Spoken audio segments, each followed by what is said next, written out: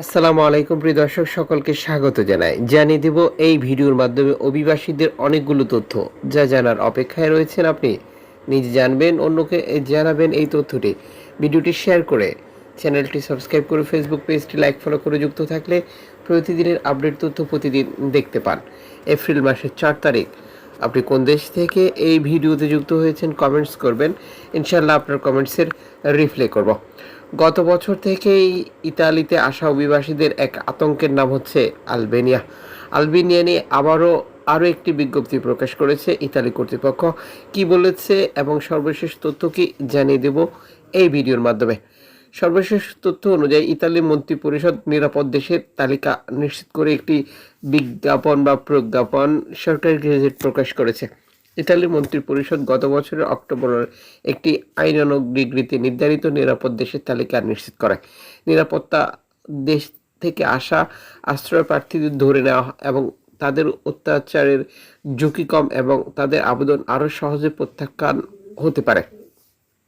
2025 সালের জন্য নিরাপদ দেশগুলো 23 সালের আইনসভার ডিগ্রিতে থাকবে।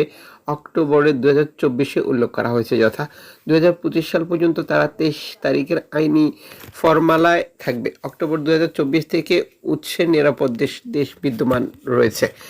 প্রথম স্থানে রয়েছে Albania, Algeria, Bangladesh, Bosnia Herzegovina, Cape Verde, Ivory Coast, মিশর, গাম্বিয়া, জর্জেট, গানা, কসোভো, উত্তর Macedonia, Morocco, Montenegro, Faroe, Senegal, Serbia, Sri Lanka, Tunisia. 28 তারিখের মধ্যে মন্ত্রিপরিষদের বৈঠকের পর ইতালি সরকারের কমিউনিকেশন থেকে এটি বিজ্ঞাপন আকারে প্রকাশ করা হয়। মার্চের হাইলাইট হিসেবে সেটি দেখানো হয়েছে, যেখানে নিরাপদ দেশগুলোর উপর বার্ষিক প্রতিবেদন আন্তর্জাতিক সুরক্ষা ও প্রত্যাবাসনের জন্য আবেদন মূল্যায়ন গৃহীত হয়েছিল। পররাষ্ট্র ও আন্তর্জাতিক সহযোগিতা মন্ত্রী অ্যান্টিনো তাজানি এবং অভ্যন্তরীণ মন্ত্রী মাত্তেও ফান্তেদোসির প্রস্তাবের উপর দেশীয় মানদণ্ড বিবেচনায় এটি কার্যকর করা হয়।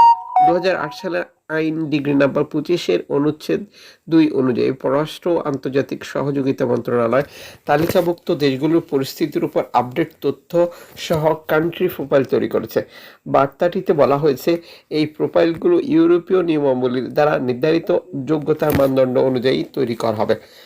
ধারা 37 এবং নির্দেশনা 2013/32 ইউরোপীয় ইউনিয়ন এবং জাতীয় আশ্রয় অধিকারের জন্য কমিশনের উপর প্রদত্ত তথ্যের উপর ভিত্তি করে নির্মাণ করা হবে। অন্যান্য যোগ্য উৎস থেকে, বিশেষ করে অন্যান্য ধারা প্রদত্ত ইউরোপীয় ইউনিয়ন দেশ, শরণার্থী বিষয়ক ইউরোপীয় ইউনিয়ন সংস্থা ইইউএএ, জাতিসংঘের শরণার্থী বিষয়ক high commission UNHCR, council of Europe এবং অন্যান্য প্রাসঙ্গিক আন্তর্জাতিক সংস্থাগুলো প্রদান করবে তথ্য ইনফরমেশন। দর্শক, আলবেনিয়ার সাথে ইতালি সরকার 5 বছর মেয়াদী যে চুক্তিটি করেছে, সেই চুক্তির মূল উদ্দেশ্যই ছিল অবৈধভাবে আসা লোকজন, যেটার মধ্যে রয়েছে বাংলাদেশ, নিরাপদ দেশের তালিকা অন্তর্ভুক্ত করা। এই নিরাপদ দেশের তালিকা অন্তর্ভুক্ত করার সফলতা হিসেবে ইতালি দেখেছিল যে সকল বাংলাদেশি ইতালিতে আশ্রয় আবেদন করেছে তাদেরকে খুব সহজে ইতালি থেকে আলবেনিয়া রেখে সেখান থেকে সরাসরি বাংলাদেশে পাঠানো যাবে। গত বছরের শেষের দিক থেকে সরকার বেশ কয়েকটি বার আলবেনিয়াতে শরণার্থী পাঠালেও রোমের আদালতের সিদ্ধান্তের কারণে সেটি প্রত্যাহার করা হয়। রোম আদালতের যুক্তি ছিল, যতদিন পর্যন্ত ইউরোপীয় ইউনিয়ন বাংলাদেশকে নিরাপদ দেশ ঘোষণা করবে না, ততদিন পর্যন্ত ইতালি সরকারের এই সিদ্ধান্তটি কার্যকর করার সুযোগ নেই। আর সেই বিতর্ক এখনো চলছে। এরই মধ্যে প্রধানমন্ত্রী জর্জিয়া মেলোনি এবং তার শরিক দলের সদস্যরা নতুন করে আবারও এটি আলোচনায় নিয়ে এসেছে। আর যে আতঙ্ক ছড়িয়ে পড়েছে সাধারণ বাংলাদেশিদের মধ্যে, যারা এরই মধ্যে ইতালিতে প্রবেশ করেছে, আশ্রয় আবেদনের প্রসেসিং অবস্থায় রয়েছে, অপেক্ষা করছেন, বা অনেকের কোনো কারণে বাতিল হয়েছে আবার আবেদন করেছেন, তাদের মধ্যে আতঙ্ক বিরাজ করছে। এর মধ্যে যুক্ত হয়েছে যে সকল বাংলাদেশিরা লিবিয়াতে, তিউনিসিয়াতে অপেক্ষা করছেন ইতালিতে আসার জন্য, তাদের স্বপ্ন ভঙ্গের মতো অবস্থা। আবার যারা পথে রয়েছেন, লিবিয়াতে এসে তারপর ইতালিতে আসবেন, তিউনিসিয়াতে এসে তারপর ইতালিতে আসবেন, তারাও রয়েছে দুশ্চিন্তায়। এদিকে বাংলাদেশের রাজনৈতিক অস্থিরতা, চাকরির মার্কেটে কর্মসংস্থানের অভাব সহ নানান কারণে বাংলাদেশি মানুষদের ইউরোপে আসার যে প্রবণতা সেটি তীব্র থেকে তীব্র হচ্ছে, প্রতিনিয়তই চাহিদা বৃদ্ধি পাচ্ছে। আর এই সকল পরিস্থিতিতে বৈধভাবে আসার খুব একটা সুযোগ না থাকার কারণে বাংলাদেশিরা অবৈধভাবে প্রবেশ করার চেষ্টা করে, যার ফলাফল লিবিয়া তিউনিসিয়াতে আটক করে নির্যাতন, হত্যা সহ নানা ঘটনা, যা বারবার প্রিন্ট এবং ইলেকট্রনিক্স মিডিয়ায় ভাইরাল হচ্ছে। প্রিয় দর্শক, আপনারা অবগত রয়েছেন যে এভাবে বাংলাদেশিদের ইউরোপে আসার যে প্রবণতা এটা কখনোই কমবে না, যেটি বলছে এনজিও সংস্থাগুলো। কারণ যতদিন পর্যন্ত অর্থনৈতিক দুরবস্থা বা বর্তমান যে সিচুয়েশন সেটি কন্ট্রোলে আসবে না, ততদিন পর্যন্ত এই প্রবণতা বৃদ্ধি পাবে। যদিও ইউরোপের বড় দেশগুলো এই চেষ্টা অব্যাহত রেখেছে যাতে করে বাংলাদেশিদের ইউরোপে আসার প্রবণতা কমাতে পারে, আর যে জন্য সরাসরি তারা বিনিয়োগ করছে এবং নানাভাবে তাদের যে কার্যক্রম সেটিও বৃদ্ধি করছে। একদিকে বাংলাদেশকে নিরাপদ দেশের তালিকা অন্তর্ভুক্ত করে বাংলাদেশিদের ইতালি আসা কমাতে চায়, অপরদিকে লিবিয়াতে আর্থিকভাবে সহযোগিতা করে সেখানে নৌকা আটক করা, অভিবাসীদের হত্যা, নির্যাতন সহ আরও বহু ঘটনা এরই মধ্যে বারবার উঠে আসছে। আর এই সকল ঘটনার জন্য সরাসরি ইতালি বা ইউরোপীয় ইউনিয়নকে দায়ী করছে এনজিও সংস্থাগুলো, মানবাধিকার সংগঠনগুলো এবং জাতিসংঘের বিভিন্ন মন্ত্রণালয় থেকে। এদিকে তুরস্কে জাহাজের মোড়কে কমপক্ষে 9 জন অভিবাসীর মৃত্যুর তথ্য প্রকাশ করা হয়েছে, যেখানে 25 জন অভিবাসীকে জীবিত উদ্ধার করা হয়েছে বলেও এই প্রতিবেদনে যুক্ত করেছে।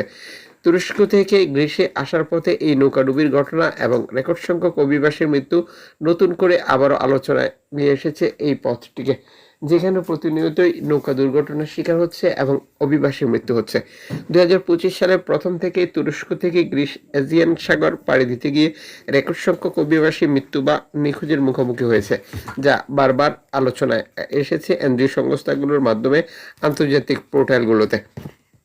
এদিকে লিবিয়া 10টি আন্তর্জাতিক সহায়তা সংস্থাকে নিষিদ্ধ করেছে, যার মধ্যে রয়েছে জনপ্রিয় অভিবাসী বা এনজিও সংস্থা ডক্টর উইদাউট বর্ডার্স। তারা লিবিয়াতে কোনো কার্যক্রম করতে পারবে না বা লিবিয়াতে কোনো অবৈধ অভিবাসীকে সহযোগিতা দিতে পারবে না, যেটি নিশ্চিত করা হয়েছে। লিবিয়া আন্তর্জাতিক সহায়তা সংস্থা স্থগিত ঘোষণা করে এই রায় দেয়। লিবিয়া আফ্রিকান অভিবাসীদের পুনর্বাসনের পরিকল্পনা অনুসরণ করবে।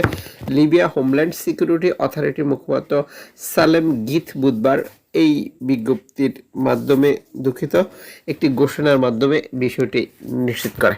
দর্শক, এভাবেই প্রতিনিয়তই বাংলাদেশ সহ বিভিন্ন দেশের অভিবাসীদের ইউরোপে যাওয়ার রাস্তা কঠিন থেকে কঠোর হয়ে যাচ্ছে। এদিকে গ্রিসের লেসবোসের সামনে একটি নৌকাডুবি 2 জন শিশু সহ কমপক্ষে 60 জনের মৃত্যুর একটি তথ্য প্রকাশ করেছে এশিয়ান বোট রিপোর্ট। তুর্কি এবং পূর্ব গ্রিক দ্বীপ লেসবোসের মধ্যে একটি নৌকা দুর্ঘটনায় কমপক্ষে 7 জন অভিবাসীর মৃত্যু হয়। গ্রিক কোস্টগার্ড জানিয়েছে একটি বড় অনুসন্ধান ও উদ্ধার অভিযান চলছে। এখন পর্যন্ত 23 জনকে জীবিত উদ্ধার করা হয়েছে, তবে এখনও কতজন নিখোঁজ রয়েছে এই প্রতিবেদনে তা যুক্ত করেনি।